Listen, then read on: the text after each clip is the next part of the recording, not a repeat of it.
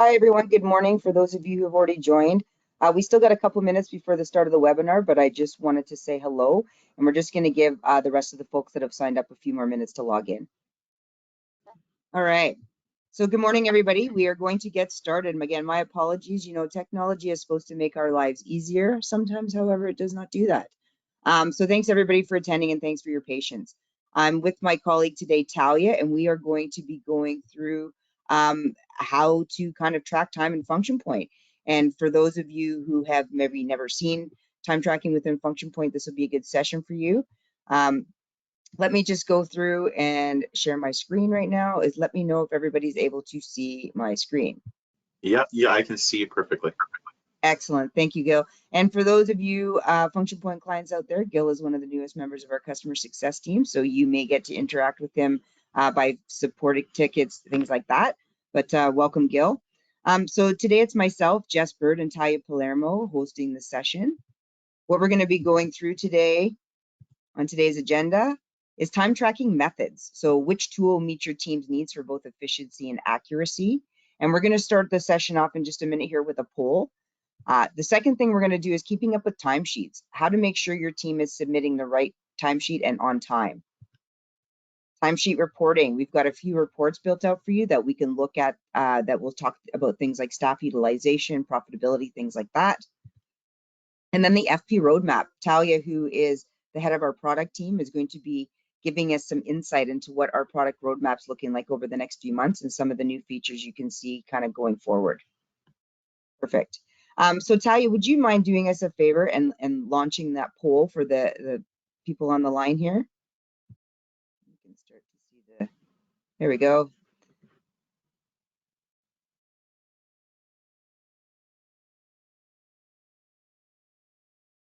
And don't worry, we're not going to report any of the responses to your bosses. So for those of you that enter, yes, we should be, but we don't, that's okay. The point of this call is to kind of help you guys also understand kind of you know, what the impacts of tracking time are versus not tracking time.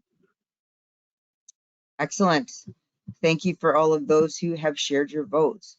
So where I'd like to start off today is by talking a little bit about the different versions of time tracking within Function Point.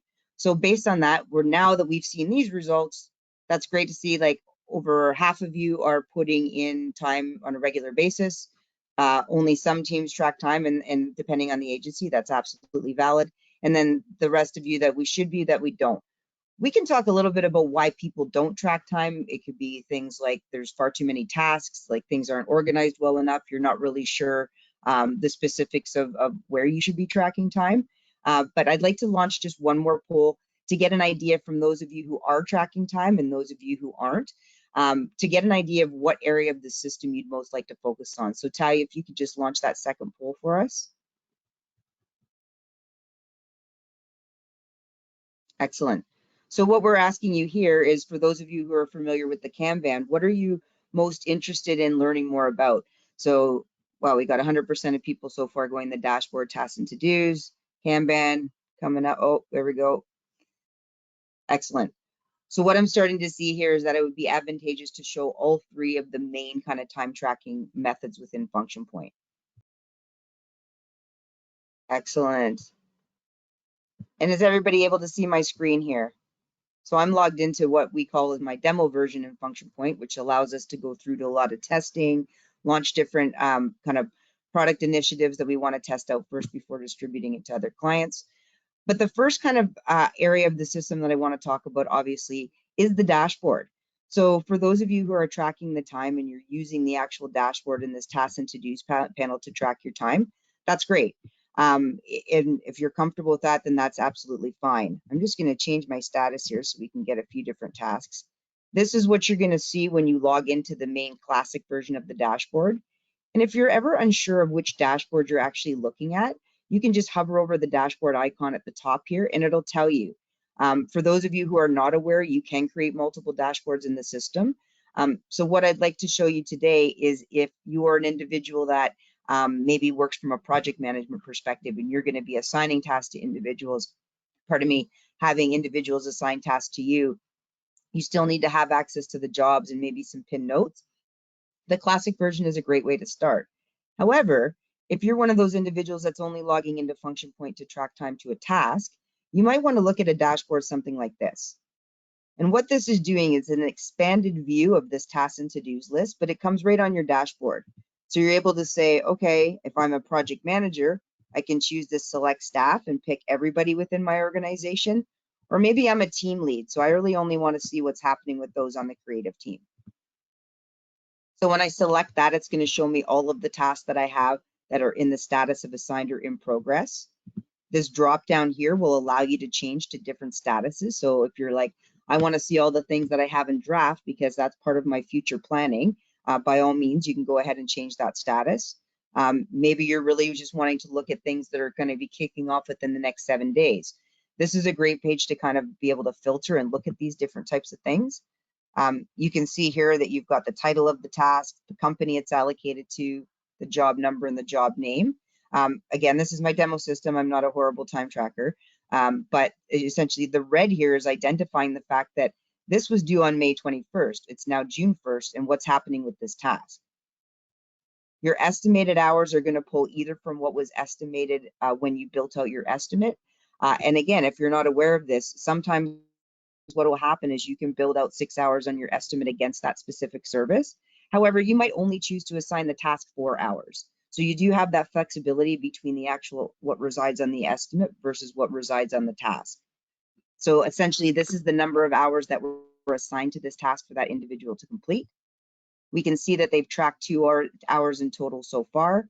And obviously the variation between these two numbers is 4 hours. If there's any questions at any time, please don't hesitate to put them into the questions slot within the webinar there, and Talia will be able to respond to those questions. And Talia, please let me know if anybody is asking questions that's pertaining to what we're discussing now, and then I can stop and reiterate. Has there been any questions so far? But I'll flip them up to you for sure. Thank you.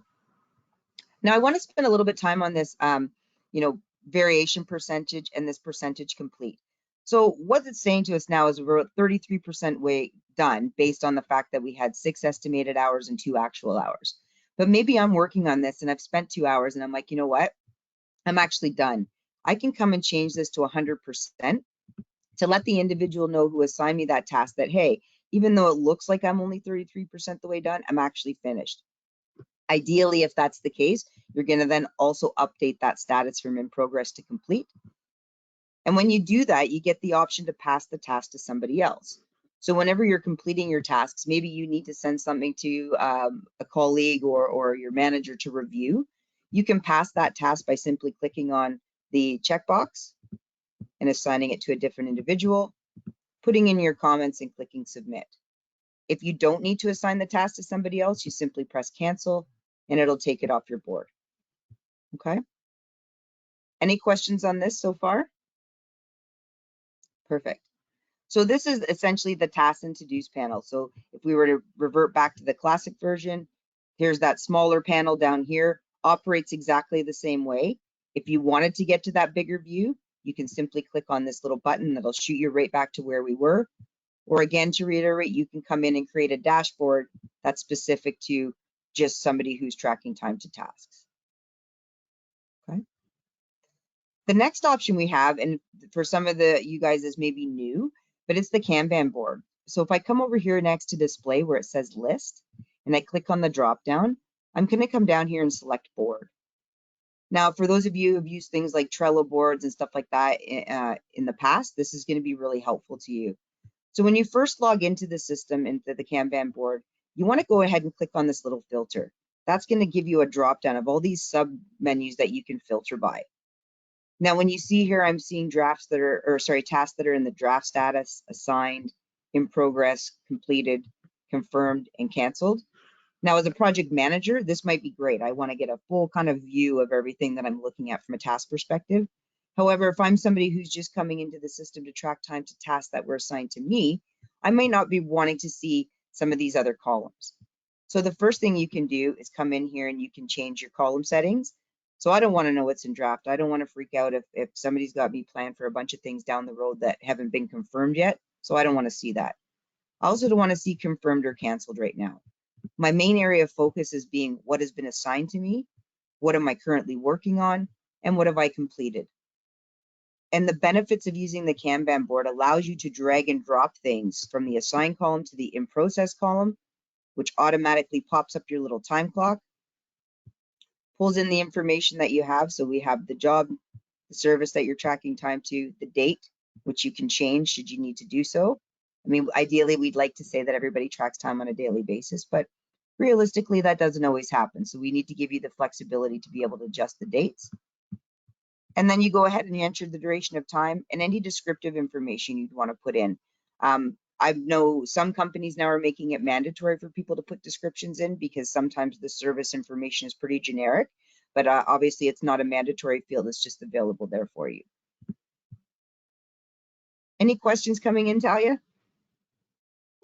About tasks. And one of them is, can a task just be assigned to an individual person? Sorry, I'm having trouble hearing you, Talia.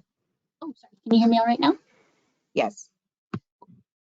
Yeah, we have a question about tasks. We know that you can assign a task to an individual.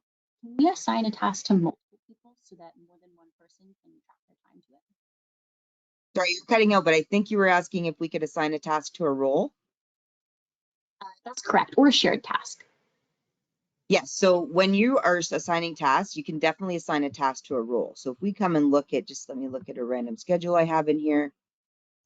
Let's say you're not entirely sure who's going to be able to take on this research project or this research element of the job. I can come in and I'm going to say, I need somebody from the creative team. And at that point, people can get a notification to say, hey, if my role is under, or my name is under that role of creative team, I can get a notification to say, hey, this task has come up. And then you can either chat amongst yourselves to decide who's got the availability to take it on. Ideally, I would like to go to somebody who's kind of operating more in that traffic management role or that project management role so that they can come and refer to the work planning view, which is kind of where, you know, a very high overview of all the tasks in your system.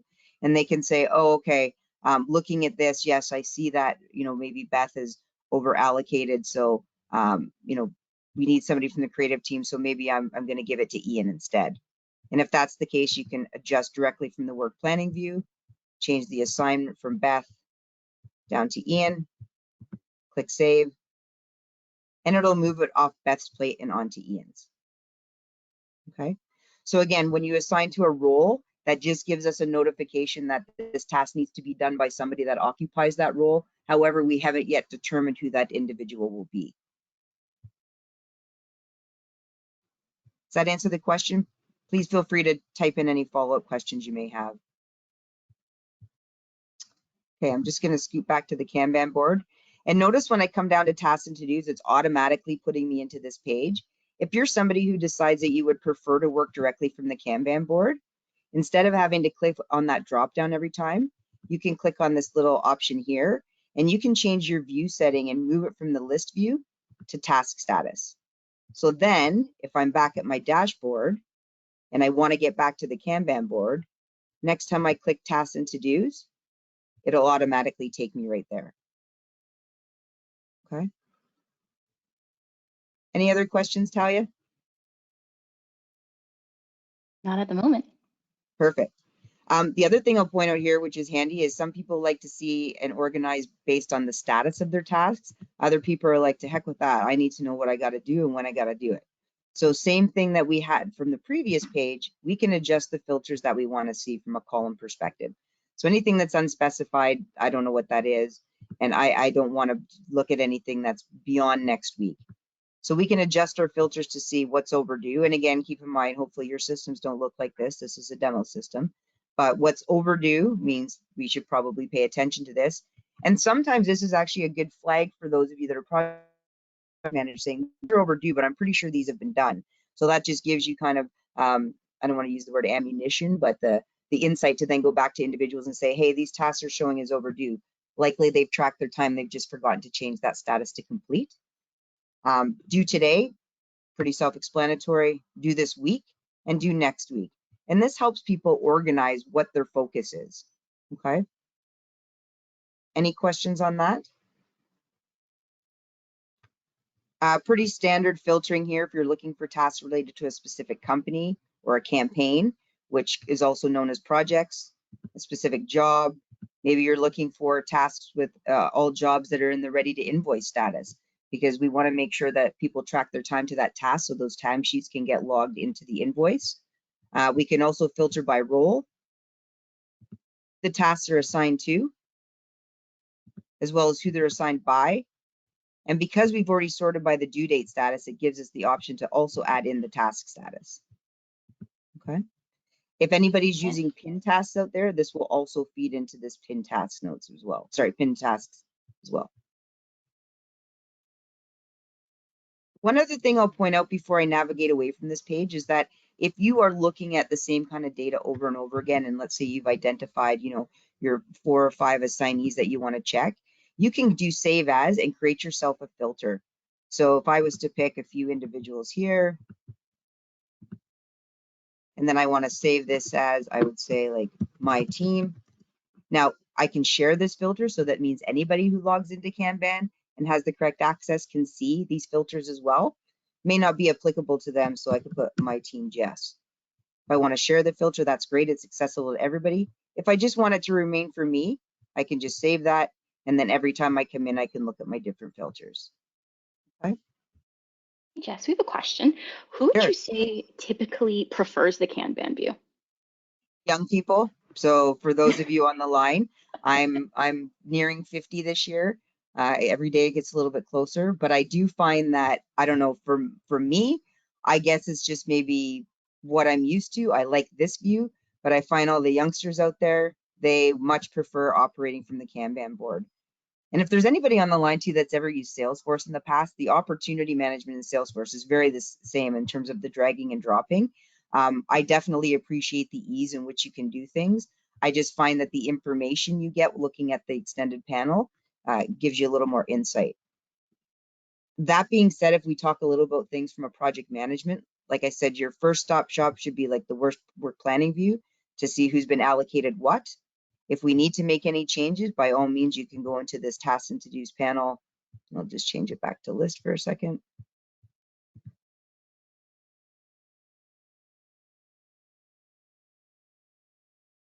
So I can look at this and make my changes.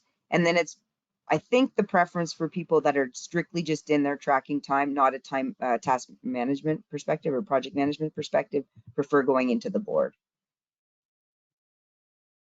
I would agree with that. I'd say designers really love this board. Like if you're a visual person over a list person, for sure. And yeah, we tend to see a lot of designers leaning towards it.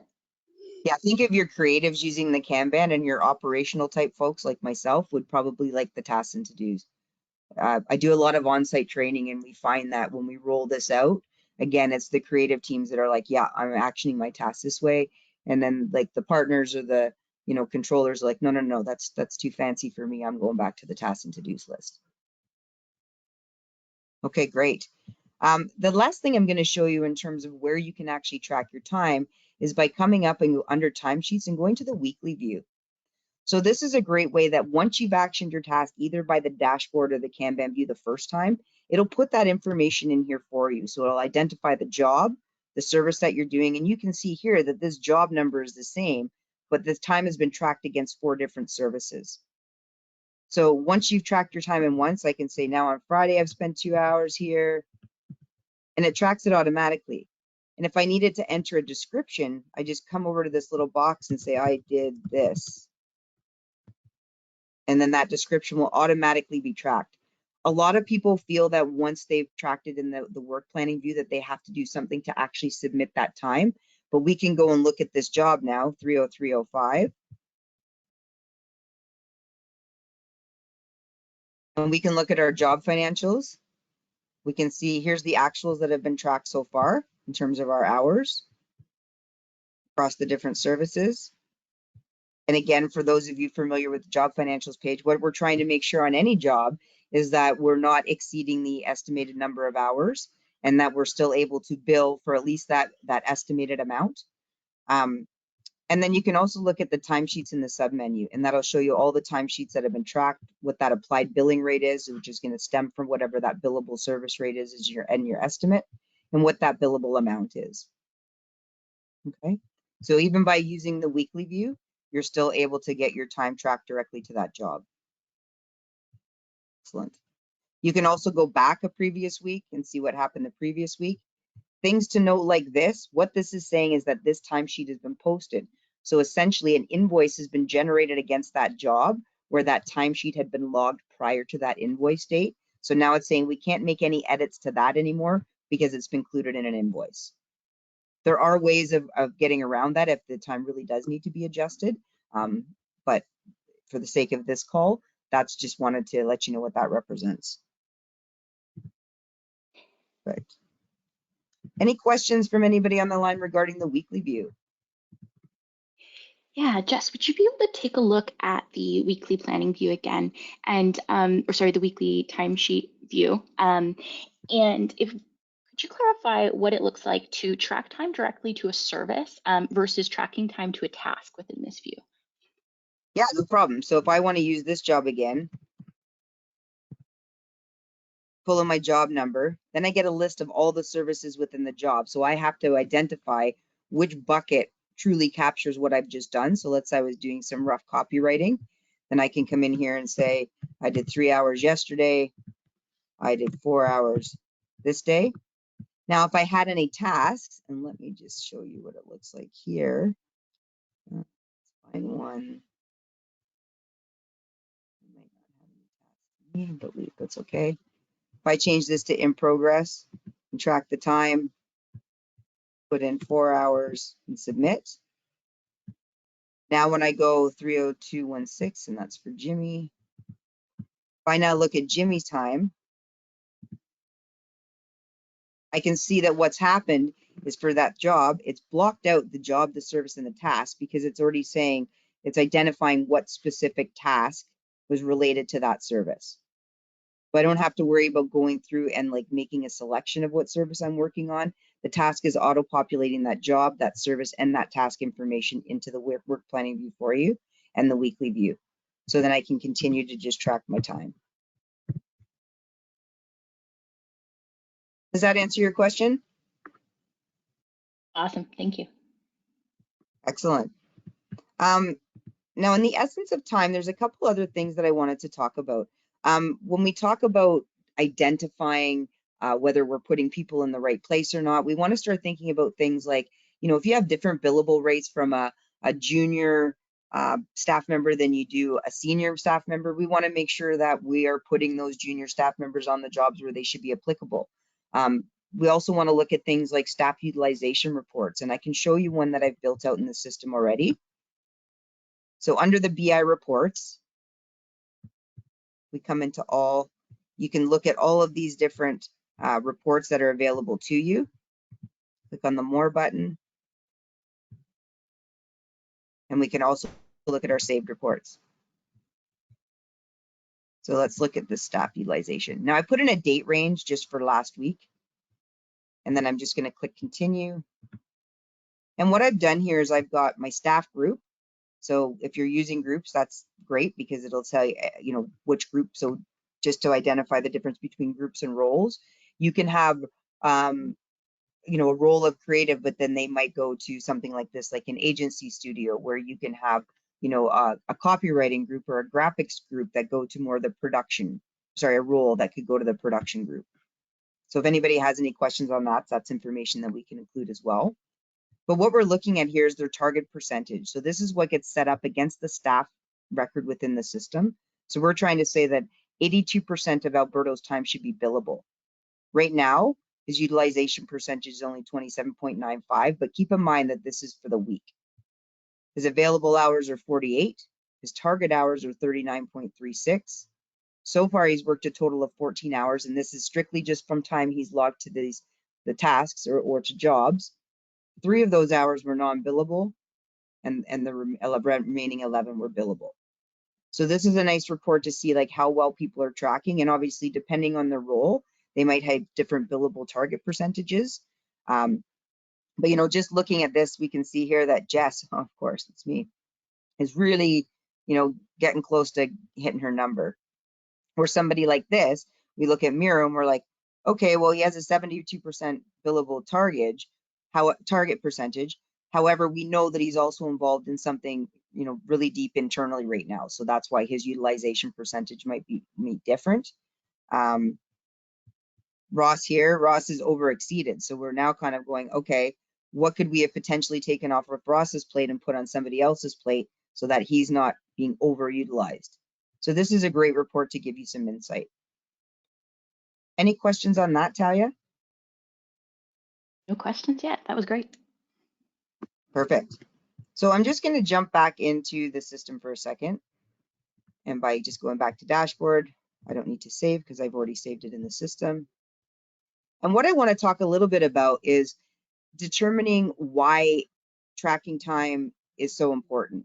So whether you're tracking time directly to a task or whether you're tracking time directly to a job, that all that information comes into our estimates. And it gives us our comparison between the estimated value and the actual value. So right now, looking at this job, we can say we estimated 23,000. So far, we're at 8,100. If I click into the job financials, I can start to see, okay, what happened during a certain period of time. I can see that there's been 16 hours logged. I may not want to look just at all these dates, so I can put in a date range up here. Say, I just want to know the time that was tracked from, let's say, May 31st to June 2nd. And you can filter by date, and it'll adjust your totals at the bottom of the list as well. The main thing we want to look at too is, let's say we get to this job and essentially we end up, our actuals come in at about $25,000. That's not an ideal scenario.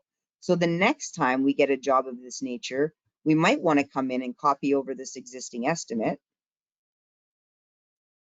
You can do that by locating that estimate, clicking on copy estimate. We'll just say yes. And now what you can do is you can change it. So it's going to estimate based on the actuals that were tracked. Now, keep in mind that this job only had 8,000 and something actuals tracked, but ideally it would then take that 25,000 if that's what the actuals became, and it would create our estimate based on those actual values.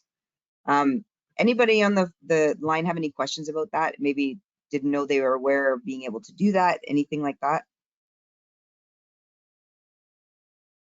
I'll wait for the questions to come in on that, Jess. But in the meantime, we do have another really important question going back to that utilization report. When we see, you don't actually need to go back to it, but when we see the column coming in that is relating to the users' availability or their capacity, people are really curious to know how they can exclude PTO and sick time and vacation from being factored into that availability, where it's getting that number from. So I was hoping we could show them the work calendar. Yes. So underneath the admin panel, you have access to the work calendar. And what you have the ability to do is from an office hours perspective. So we look and we put in our holidays. So New Year's Day, Boxing Day, Christmas Day, etc. Obviously, those of you residing in the States might have different, you know, dates like, what do you call that? Your big Black Friday situation. So you might have that in there as well. But what this does is this blocks it off. So it's not going to be taking that into consideration. When it comes to staff, you can come over to the staff tab and literally identify per individual what their holidays are. So if I'm Beth and I'm deciding I've had it, I'm taking a week off next week, we can come in here and just say to the 9th. So we're taking that week off. We can put in the description PTO if we want. And then we want to make sure that we leave the hours here as 0. And the reason for that is a lot of people make the mistake of putting in 8 to say that I'm actually taking 8 hours off that day. But when you do that, you actually double her capacity. So when you leave that as 0 and press add holiday, when you then come into the work planning view and we look at Beth, we're like, oh, nuts. Beth's not in next week. So we got to find somebody else to do any of the work that's coming in. It literally grays her out from the schedule. Is that helpful, Talia? Absolutely. I always like to reiterate with this one, the way that the system manages PTO and vacation and sick time. Some people are used to logging timesheets for those things. What's better is we actually just remove it from the capacity altogether. And then that way, no one needs to log a fake timesheet, and our work planning view is tells us way more about that person's capacity. Exactly. Exactly. Excellent. Other things I want to point out, and I'm going to turn it over to Talia in just a second to talk about some highlights, are some of the things that you can do to be notified. So obviously there's the in-app alert. I see some customers when I have to log into their system with about 7,500 of these, and they're like, my system's running a bit slow. So my advice to you, if you're somebody who's never going to come into Function Point and look at the alerts that pop up in your alert bell icon, then have your administrator change them so that you get email notifications. Those might be ignored as well, but at least if you know, none of us expect you to be spending your entire day within Function Point. You are doing your regular day-to-day work, so sometimes people find it more beneficial to actually get an email notification on alerts. So if that's something that you need more information about, please let us know. And at that point, I'm going to turn it over a little bit to Talia to talk about kind of what's coming up down the pipe. And I'll just share my other screen here. Yeah. Thanks, Jess. I'm really excited to share that last week, or sorry, not last week, yesterday, we actually launched our brand new feature, our timesheet alerts. So now in the system, when you go to your alert subscriptions, either on the set level or on the individual level, you can turn on either daily or weekly versions of timesheet reminders, which in this case, the one that Jess is sharing us with right now, if a user does not totally log enough time that meets their actual capacity, which, as we just spoke about, that capacity is calculated from the work planning view. Any variance there is going to be sent to them in an email so that they know exactly how many hours they were off by. And we do this on both the daily and the weekly, both a daily and a weekly version, because you might have different expectations of your team on how quickly they get in that time. You know, some agencies are like, let's do this every day, let's keep on top of it. Others just say, get it in by the end of the week and we're happy.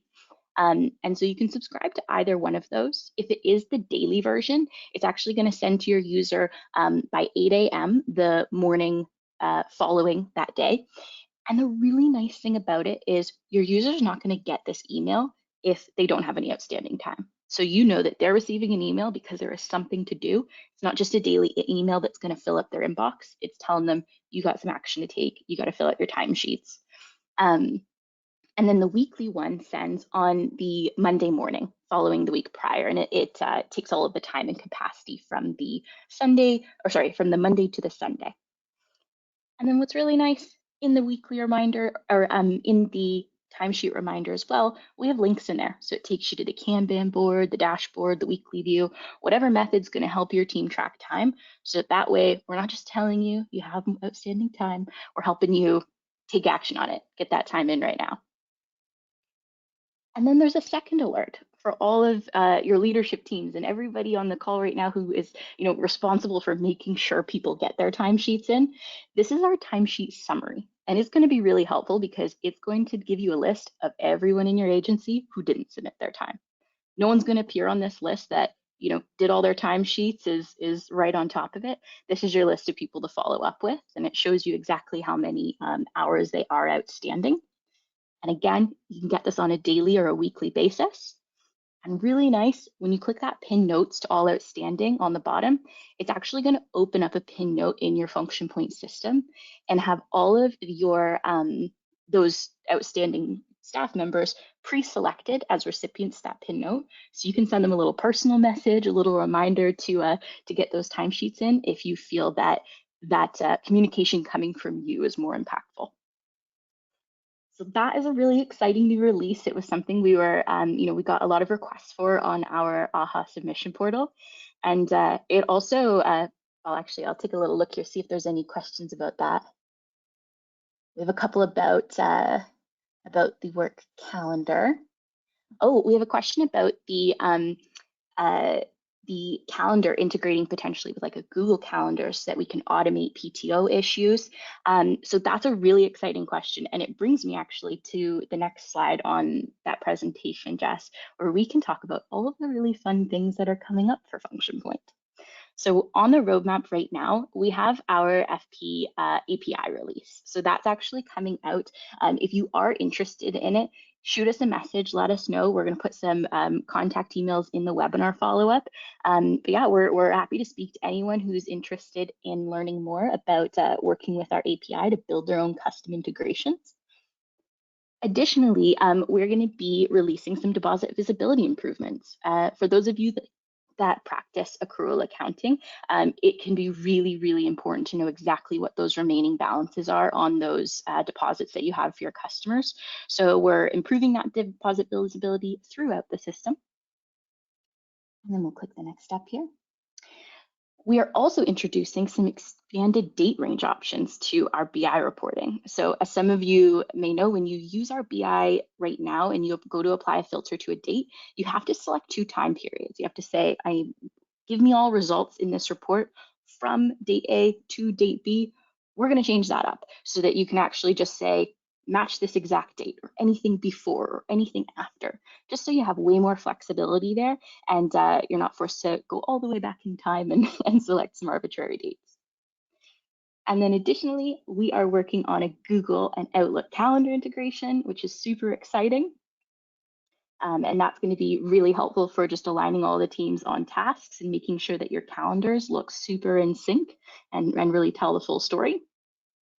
And then next up on there is custom required field settings. I actually got a really good question in the chat here.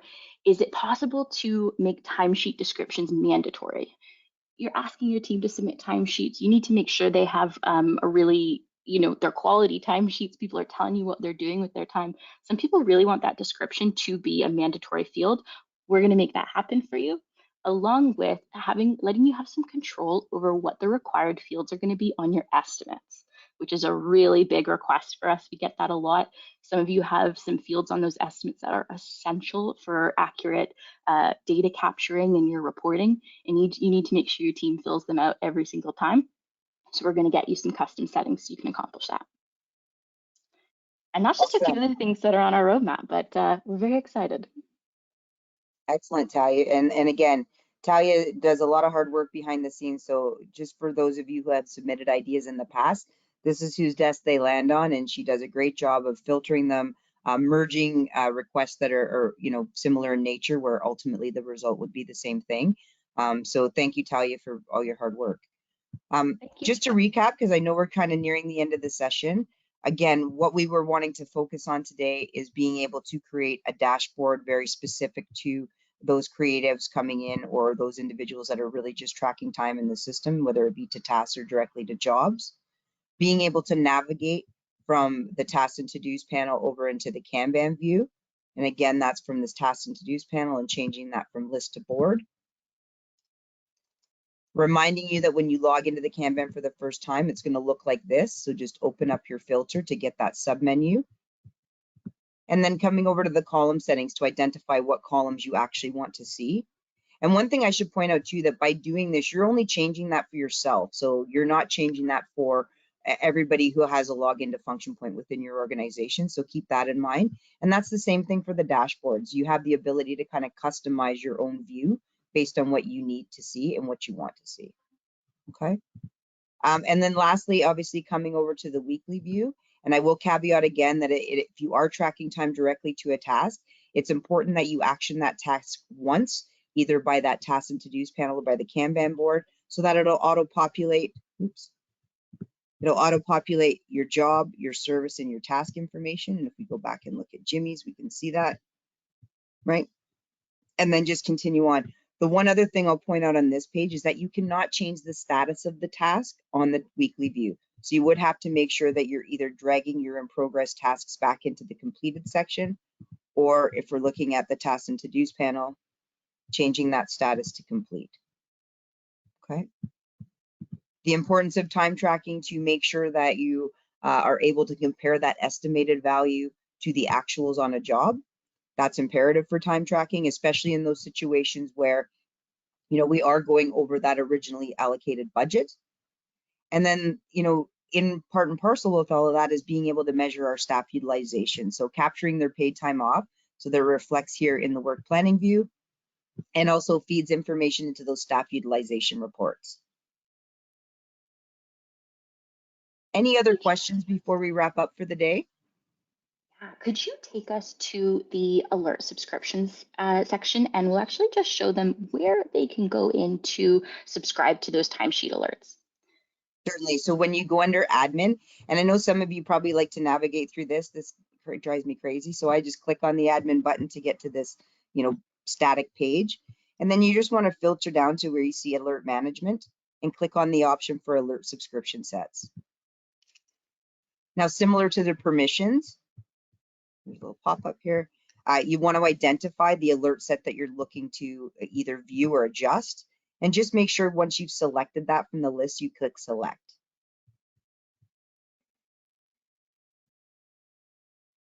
And then we can come down to timesheet. So this is where the reminders are going to be. And notice that we have a description. So a daily timesheet reminder would be letting people know that, hey, you have timesheets that are outstanding from a day, for a week. And then here's your summary option and your weekly summary. And here again is where you identify when it says send alert. That's going to mean if this box is checked, that means I'm going to receive the alert strictly in this alert icon up here. But if we also have send email, that will mean it'll appear both within my function point system as well as getting an email based on this. And then obviously you just want to make sure that you're identifying the individuals who should be receiving these alerts. So maybe it's all the project management team. Okay. And you would want to go through for each different alert set that you have and turn these on for timesheets, because you're going to have different people allocated to different alert sets based on their role. Most agencies set up their alerts to match whatever permissions that they've had, but I do know that there's a lot of permission customizations and alert customizations that can happen, given that certain individuals may need to see different types of information. Okay. Any other questions, Talia? I think we're good right now. Excellent. Okay, so I just want to make sure there's nothing else on our slide here. We are done. So I just want to give a big shout out to everybody who took the time out to join us today. Again, I apologize for the technical difficulties at the top.